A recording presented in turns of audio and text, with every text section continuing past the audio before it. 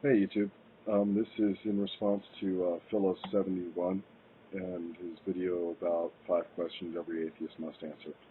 I'm not going to answer those questions on behalf of all the atheists. Kind of an asinine idea in my mind to be that vain, to think that I could speak for so many millions of people. Secondly, speaking just for myself, I have this idea in my mind that I'm free, and that I don't have to do anything I don't choose to, but I choose to answer these 5 questions because I think that his level of intelligence and articulation should be rewarded. Phil71, you brought the idea of chance. You're presupposing chance. The truth is we don't know. And in the not knowing, if you take away the connotation of the word, in the ignorance of the existence of us just being here and not understanding everything around us, inside that ignorance there's a curiosity. And slowly but surely, we're getting off our fat behinds and going to figure out what these answers are. One day, we all knew the Earth was flat. We knew it was flat. Everybody on the planet that was alive, in general, in the human species, we knew the Earth was flat. And then, it was round.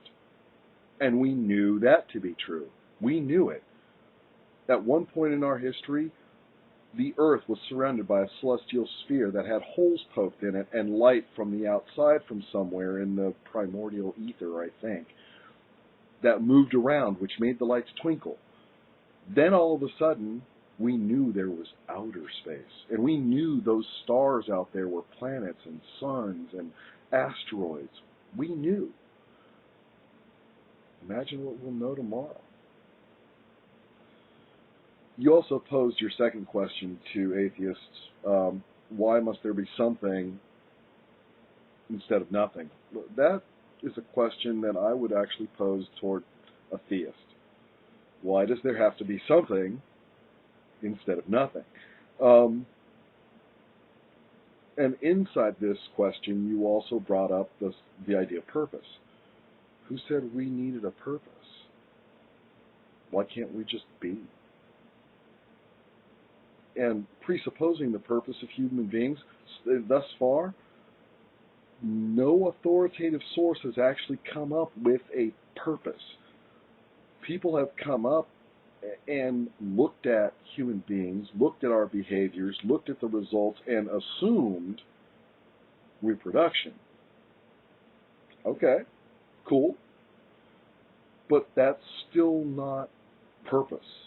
That's a general assumption that we're just going to accept for the moment because we don't know anything better yet. You also brought up this idea underneath your text, context of something rather than nothing, the mark of intelligence. Asteroids, viral plagues, natural catastrophes.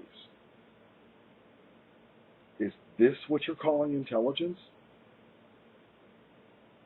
I mean, plagues that wipe out millions, asteroids bombarding themselves into everything, natural disasters that killed lots of people. That's intelligence. And if I took your position and I say there is a God, there is definitely a God, and he created and is responsible for all of creation, who has the master plan, would I want to worship this person knowing he's put these things within the creation that kills millions? Millions. That, in my mind, is an indicator of a psychopath. That's the kind of person that would put rattlesnakes into the crib with the baby. I'm going to merge your questions 3 and 4 together because they seem to be talking about morality and the evolution of. First off, I don't necessarily believe morals evolve in the way that you're describing them, at least not in the more clinical sense. In the more abstract sense, yes, I can pass a moral along to another person, and somebody will shape and mold that moral to something that they believe in that works better for them, and so on and so forth. Okay.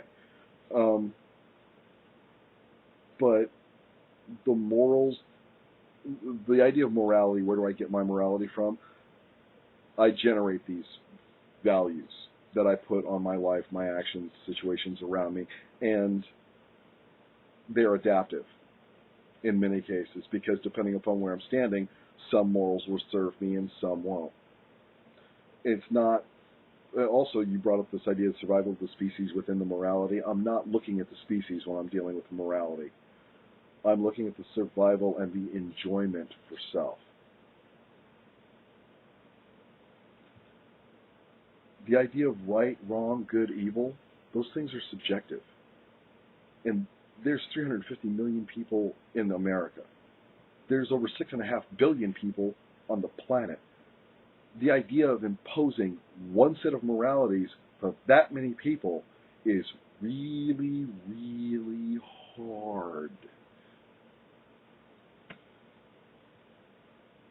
Complex intelligence. We don't know. We don't know yet. Individually or collectively, I feel relatively safe walking out on this branch of the tree. We really don't know. The Earth was flat, then it was round. At one point, we thought one group of things, and we thought intelligent design was like this for a reason, and the Earth being flat. That was one of the markers of intelligent design, was that we knew that there were gods out there because the Earth was flat. It was perfectly flat, and then all of a sudden it was round. And then we had to readjust them up. This is something else that you brought up, not one of your questions, but you brought up this idea underneath the complex intelligence that we were observers. No, my friend, we're not observers. We're participants. We, unlike any other life form on this planet, if we so chose, have the ability to perceive not just self, but the people around us, and potentially understanding of humanity, and we can actually make decisions from the individual perspective to guide all of humanity into a direction, if we chose it. So far, we really aren't playing there yet. We haven't figured out how to get everybody fed. But we have the ability to do this, and we're not doing it. And many atheists like myself believe that one of the reasons why we're not at this point where we can look at humanity as a whole is religion and superstition and tribalism. The idea that we can't get over ourselves to say, let's do the bigger thing. Too many of us are still squabbling over the piece of land that we want, the oil we need to drill for, the food that doesn't get here. I hope that answers your questions.